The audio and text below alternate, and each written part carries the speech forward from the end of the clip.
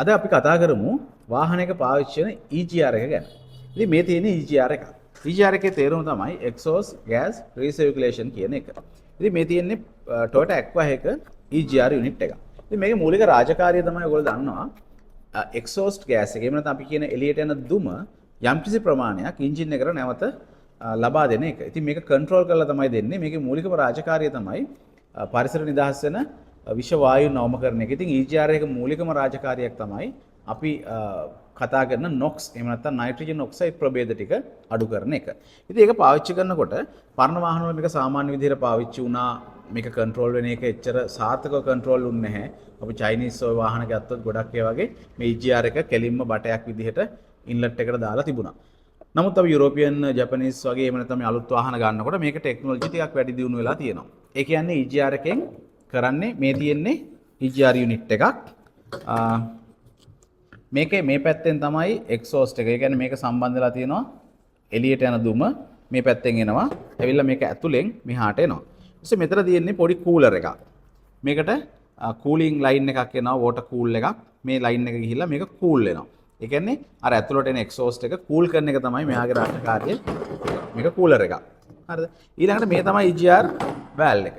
ඉතින් මෙයාගේ රාජකාරිය තමයි දැන් මෙහින් එන එක්සෝස්ට් එක මේ දුම එන්ජින් එකට දෙන එක පාලනය කරන එක. මේක තිබුණ ප්‍රශ්නයක් තමයි සාමාන්‍යයෙන් මේක එක දිගට එන්ජින් එකට දීලා තිබ්බොත් සමහර අවස්ථාවල ඔයගොල්ලෝ දන්නවා වාහනයට අවශ්‍ය කරනවා ඒ කියන්නේ බලය වැඩිපුර. මේ බලය වැඩිපුර ලබා ගන්න අවස්ථාවට සමහරලාට EGR එක වැඩ කරොත් ඒක පාඩුවක් වෙන්න පුළුවන් අවාසියක් වෙන්න පුළුවන්. උදාහරණයක් විදිහට උදේට ස්ටාර්ට් කරනකොට අපි ලොකු කන්දක් නගිනකොට ලෝඩ් එකක් අදිනකොට වාහනයක් ඉස්සර කරනකොට මේ වගේ වෙලාවට මේ EGR එකේ ඔපරේෂන් එක අපි පොඩ්ඩක් කන්ට්‍රෝල් කරනවා.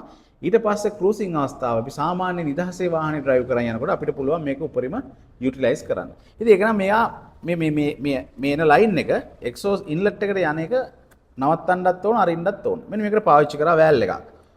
මේ තින්නේ වැල් එක. ඉතින් මේක මෙකැනිකල් ඔපරේටඩ් වැල් උත් තිබුණා. මේ මම පෙන්නන්නේ Aqua වාහනේ තියෙන්නේ ඉලෙක්ට්‍රොනික ඔපරේටඩ් වැල් එකක්. මෙයා කන්ට්‍රෝල් කරන්නේ සාමාන්‍යයෙන් ECM එක හරහා. එහෙම නැත්නම් එන්ජින් කන්ට්‍රෝල් මොඩියුල් එකෙන් තමයි මෙයාව පාලනය කරන්නේ. මේක පාලනය කරන්න ඔක්සිජන් සෙන්සර්ස් වල වැලියුස් බලලා ඒවට අනුව මෙයා මේක අරිනවා වහනවා. ඊට අමතරව ත්‍රොටල් එක කොච්චරක් පාගලා තියෙනවද මේ හැම දෙයක්ම කැල්කියුලේට් කරගෙන තමයි මෙයා ඔපරේට් වෙන්නේ. අපි මෙයා නිකන් ගලවලා බලමු. මේ ගැලවුවට පස්සේ අපිට පේනවා මෙතන මේ අතරම මෝටර එක වගේ කොයිල් එකක් තියෙන්නේ. මේක ලයින් 6ක් තියෙනවා. මේ මෝටර එක වගේ කොයිල් එකක් තියෙන්නේ. ඉතින් මේක මේ විදිහේ තියෙන්නේ. මෙයා තමයි මැග්නටික් ෆීල්ඩ් එකක් හදලා දෙන්නේ. අතර මෙතනදී කරන්ට් එකක් ජෙනරේට් කරගන්න. ඉතින් මේක පර්මනන්ට් මැග්නට් එකක් තියෙනවා. මේක මෙන්න මේ පැත්ත ගත්තොත් ඔයාලා. දැන් මෙහින් මෙහෙම තමයි ලයින් එක එන්නේ. මෙන්න මෙයා ප්‍රෙස් කරන්න පුළුවන් මේ. ප්‍රෙස් කරනකොට මෙතන ඇරෙනවා. මේක වැහිලා තියෙන්නේ දැන් මේ පැත්තෙන් එන ලයින් එක වැහිලා මෙතනින් තමයි මෙන්න මෙතන තියෙන්නේ. මෙන්න මේ ලයින් එක. මේක මේ පැත්තෙන් ඇරිලා මෙතනින් තමයි එළියට එන්නේ. එළියට කියන්නේ මෙයා සම්බන්ධ වෙන්නේ. මේක සම්බන්ධ වෙන්නේ ඉන්ලට් එකට. මෙතනින් තමයි අපේ එයා ක්ලීනරේ හරහා එන ලයින් එකත් එක්ක මෙයා කනෙක්ට් වෙලා මේ ඇතුළට ගත්ත එක්සෝස්ට් එක දෙන්නේ. ඉතින් මෙයා ඇරෙන වැහෙන එක කන්ට්‍රෝල් කරන්න පුළුවන්. ඉතින් මේකෙන් කරන්නේ මෙතනට දෙන ලයින් එකේ පල්ස් එකත් එක්ක මෙතන තියෙන ස්ට්‍රෙන්ත් එක වෙනස් කරලා මෙයා මෙන්න මේ අරින වහන ප්‍රමාණය අරින වහන ටයිම් එක වෙනස් කරන්න පුළුවන්. මේක අපිට පුළුවන් ප්‍රොපෝෂනලි වැඩ කරන්න පුළුවන්. ඔයගොල්ලෝ දන්නවා වැල් එක තියෙනවා on off එහෙම නැත්නම් ෆික්ස් ඔපරේටඩ් එකක් තියෙනවා ප්‍රොපෝෂනල් ඔපරේට් එකකුත් තියෙනවා.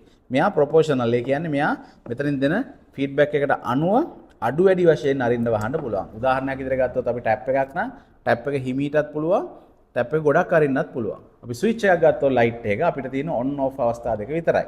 ඉතින් ප්‍රොපෝෂනල් වැල් ගොඩක් පාවිච්චි කරන මේ වගේ ඒවාට ඉතින් මේක ප්‍රොපෝෂනල් එකක්. ඒක නිසා අපිට කන්ට්‍රෝල් කරන්න පුළුවන් යන වොලියුම් එක කොච්චරද ඇතුළට යන්නේ කියන එක. මොනිදි මම බ්‍රීෆ් ඉන්ට්‍රොඩක්ෂන් එකක් ගෙනාවා. මොකද්ද EGR එකක් කියන්නේ? ඉතින් මේ EGR එක කියන්නේ එමිෂන් පැත්තට අනිවාර්යයෙන්ම අවශ්‍ය කරන ඉක්විප්මන්ට් යුනිට් එකක්. ඉතින් මේ යුනිට් එක ගොඩාක් වෙලාවට සමහර වාහනවල වද දෙන අවස්ථාවක් තියෙනවා. EGR එක ඔෆ් කරනවා කියනවා. ඉතින් ගොඩක් අය මේ තහඩු දාලා මේව වහනවා එක එක වැඩ කරනවා. නමුත් EGR එක කියන්නේ එමිෂන් රිලේටඩ්. එමිෂන් පැත්තට. එහෙම නැත්නම් පාරිසරික සාධකයක් විදිහට දුමෙන් වෙන බලපෑමට ඒක අවම කරන්න තියෙන හොඳම යුනිට් එකක්.